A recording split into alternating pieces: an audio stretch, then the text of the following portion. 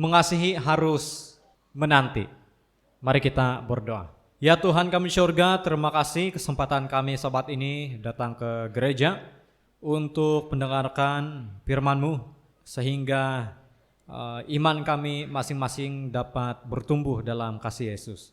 Terima kasih Tuhan karena Engkau akan menyertai kami agar kami dapat memahami pelajaran ini dengan baik. Dalam nama Tuhan Yesus kami berdoa. Amin. Baik, kalau saya tengok jam kita 14 menit jam 12. Dan biasanya jam 12 adalah jam-jam kalau hari Sabat ada yang tertidur, ada yang lapar, ada yang mau pulang. Tapi kalau hari-hari yang lain walaupun sudah jam 12 belum lagi lapar, jangan-jangan jam 2 baru makan. Baiklah, dalam 2 Timotius 4 ayat 6 sampai 7, mengenai diriku, darahku sudah mulai dicurahkan sebagai persembahan dan saat kematianku sudah dekat. Aku telah mengakhiri pertandingan yang baik, aku telah mencapai garis akhir dan aku telah memelihara iman.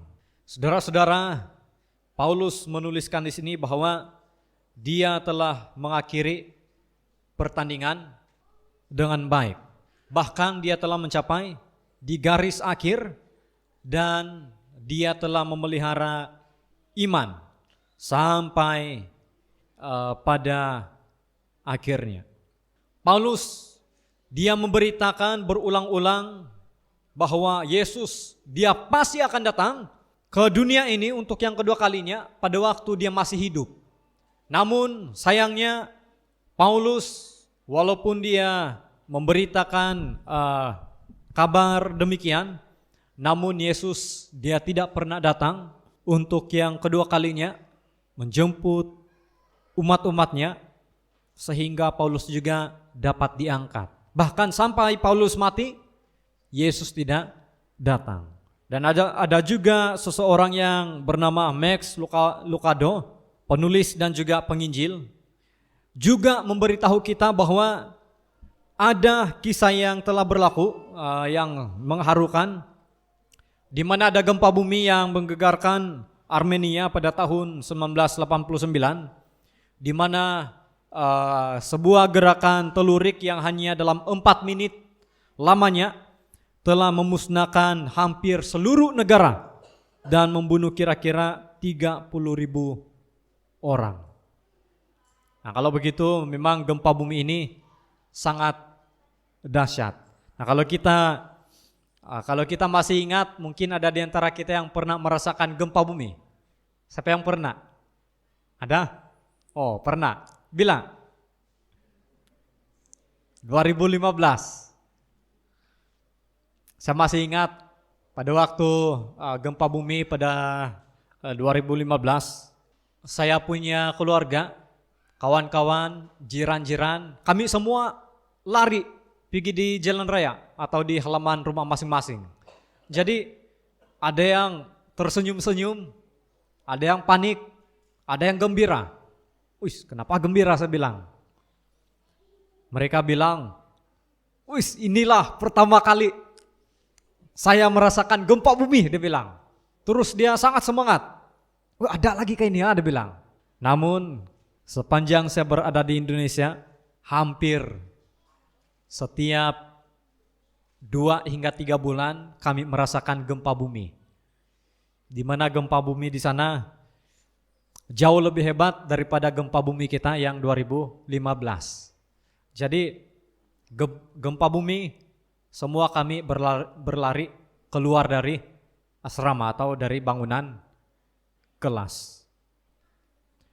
Dan bahkan pernah beberapa kali di sini kami punya university, ya, misalnya university kami di sini Kampung Tombong, ada sebuah gunung berapi yang sudah tidak aktif namun masih ada asap yang keluar. Nama dia Tangkuban Perahu. Jarak dia lebih kurang Kampung Tombong dengan Tamparuli, di Pekan Tamparuli. Jadi kalau ada asap nampak dari sini. Terus kalau dia berasap, bau asap itu akan terhidu dari university, dari UNAI. Jadi setiap hari orang-orang di Indonesia mereka selalu berjaga-jaga dengan yang namanya gempa bumi. Jadi bagi mereka gempa bumi ini itu menakutkan. Cuma mungkin kalau bagi kita orang Malaysia yang jarang-jarang, hanya satu kali dalam puluhan tahun, kita kalau boleh mau lagi rasa gempa bumi, ya kan? Selepas gempa bumi yang membawa maut, ada seorang bapak, dia berlari ke sekolah, di mana di sekolah tersebut ada anaknya yang masih kecil. Dan apabila dia tiba di sekolah, dia melihat bangunan sekolah itu sudah runtuh dan tidak ada satu bangunan pun atau bahagian bangunan pun yang masih tegak berdiri, semua runtuh. Jadi dia pun mengangkat batu bata yang runtuh dan dia teringat akan janji yang dia telah buat kepada anaknya. Dia berkata, walau apapun yang berlaku, saya akan senantiasa berada di sana di mana kamu akan berada. Jadi didorong oleh janjinya, dia menemui tempat di mana bilik darja anaknya berada, dan dia juga pada waktu itu dia mulai mengangkat serpihan batu bata yang sangat berat, yang besar-besar, dan sehingga dia menjadi penat. Pada awalnya ramai orang yang bekerja sama mengangkat, tapi setelah beberapa jam, ibu bapak yang lain dari antara anak-anak sekolah itu mereka mengatakan sudah terlambat. Dan mereka juga mengatakan, sudahlah, tidak perlu lagi kita gali karena mereka semua sudah pasti sudah meninggal. Dan mereka mengatakan bahwa tidak ada apa-apa lagi yang mereka dapat lakukan. Jadi mereka semua pun menyerah. Bahkan polis pun mengatakan, minta maaf, kami tidak boleh buat apa-apa lagi. Karena polis ini pun adalah mangsa dari gempa bumi. Jadi bapak ini dia tidak putus asa. Setelah 6 jam menggali, semua orang sudah putus asa. Selepas 18 jam menggali, tinggal dia sendiri, satu orang yang menggali. Selepas 20 jam lebih dia menggali, belum ada apa-apa yang dia temui. Dan selepas 38 jam berlalu, dia bahkan masih mencari anaknya yang berada di dalam reruntuhan bangunan. Pada waktu dia mengeluarkan pecahan dinding yang lain, dia mendengar ada suara, Pak, dia bilang. Dan ternyata itu adalah anaknya. Kemudian sang ayah ini dia telah menjerit, Arman, dia bilang. Kemudian anak ini menjawab, ayah, ini saya, tolong kami. Rupa-rupanya yang selamat bukan anak ini seorang diri, tetapi seluruh pelajar yang berada di kelasnya, mereka semua telah terkurung di sebalik reruntuhan bangunan sekolah tersebut. Kemudian anak ini sambil ayah menggali, dia berkata, saya memberitahu kanak-kanak yang lain di mana kami tetap harus sabar menunggu karena ayah akan datang untuk menyelamatkan saya, dan dengan menyelamatkan saya mereka juga akan diselamatkan karena ayah telah berjanji kepada saya itu tidak kira apapun ayah akan senantiasa bersama dengan saya. Itulah kata-kata dari seorang anak di mana dia masih mengingat janji dari ayahnya. Saudara-saudara, Yesus juga pernah berkata, tunggu, aku akan datang untuk menjemput kamu semua masuk ke dalam kerajaan surga. Dan kedatangan Yesus adalah hal yang selama ini kita nanti-nantikan seumur hidup kita. Aku akan datang lagi dan aku sendiri akan membawa kamu supaya di mana aku berada, kamu juga akan berada. Ini berarti ketika Yesus datang untuk yang kedua kali, Yesus dia pulang di mana? Di mana? Di surga. Ini berarti kita juga akan berada di surga. Paulus sejak bertemu dengan Yesus dalam perjalanannya ke kota Damsyik, dia sangat merindui kedatangan Yesus yang kedua kali. Satu kali Paulus yang dulunya dia adalah seorang penganiaya, ketika dalam perjalanan ke Damsyik, dia telah dibutakan oleh Yesus. Sehingga pada akhirnya setelah dia bertobat, maka dia telah menukar namanya menjadi Paulus. Bahkan Paulus berulang kali menyatakan bahwa Yesus dia pasti akan datang untuk yang kedua kalinya pada waktu dia masih hidup. Namun sayangnya Yesus tidak pernah datang pada waktu Paulus masih hidup. Oleh sebab itulah dia menuliskan ayat-ayat ini yang mengatakan bahwa tidak semua orang akan mati. Nah inilah kenapa ayat ini telah ditulis oleh Paulus.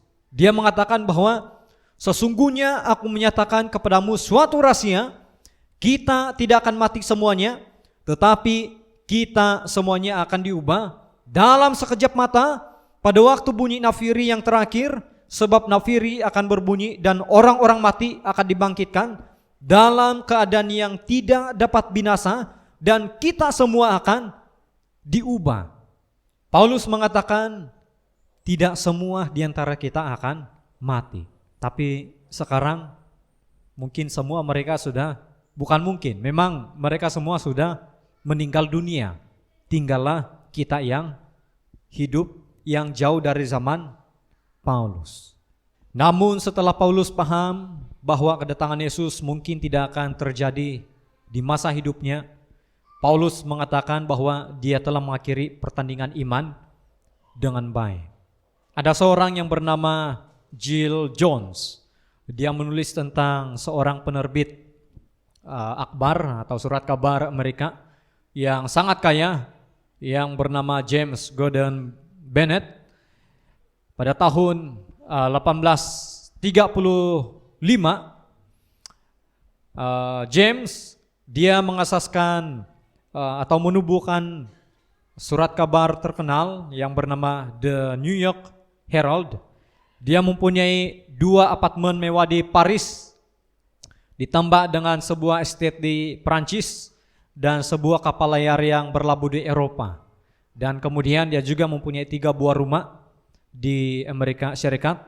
Walaupun sudah lebih 10 tahun dia tidak datang di rumahnya di Amerika Serikat. Tetapi orang gaji dia atau pembantu dia di rumah, mereka setia setiap hari membersihkan tempat tidur, menyapu, mereka bersihkan dapur, dan mereka cuci setiap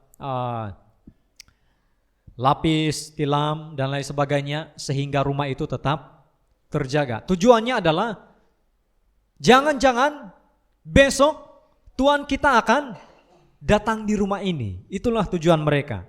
Selama 10 tahun mereka melakukan kerja yang sama dengan persoalan yang sama yang mengatakan jangan-jangan besok Tuhan kita akan kembali, akan pulang. Kalau kita yang bekerja selama 10 tahun, sudah 10 tahun kita bekerja di dalam rumah itu untuk membersihkan dan lain sebagainya, tapi tuan rumah belum datang, kira-kira bagaimana? Kita mau kasih bersih? Sebab sudah 10 tahun tidak datang. Mungkin ada di antara kita, sudahlah, nantilah minggu depan saya kasih bersih. Atau bulan depan saya datang untuk kasih bersih. Satu hari ketika James tiba-tiba pulang ke rumah, dia mendapati setiap sudut rumah masih terjaga dan tempat tidurnya tidak ada habuk, dan sampai di rumah tinggal dia makan. Nah, itulah pekerjaan dari pembantunya yang setia menantikan kedatangan dari James Gordon Bennett. Saudara-saudara, satu kali saya masih mengingat pengalaman pribadi pada masa sedang praktikal, kami diberitahukan oleh profesor kami bahwa dia akan datang pada hari ini pada jam begini. Dia mengatakan saya akan datang jam 7 lagi, dia bilang jam 7 pagi. Jadi kami pun jam 6 sudah menunggu, jam 7 belum sampai, jam 8 belum sampai jam 12 belum sampai. Lalu kami pun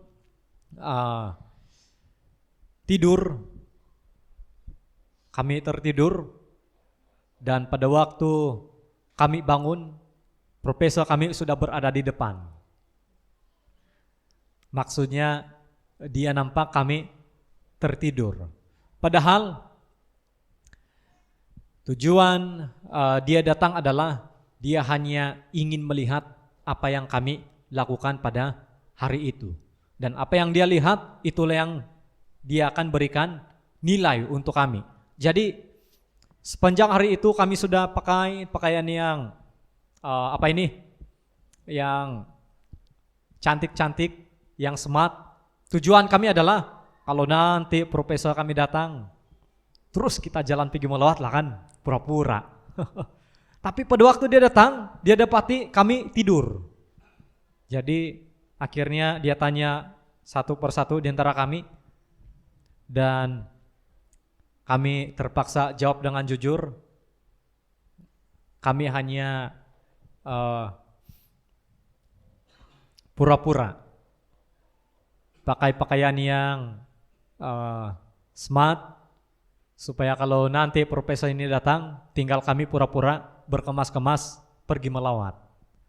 Tapi rupa-rupanya dia datang, kami bangun, dia sudah berada di depan kami. Lucu, tapi itulah kebenaran dia.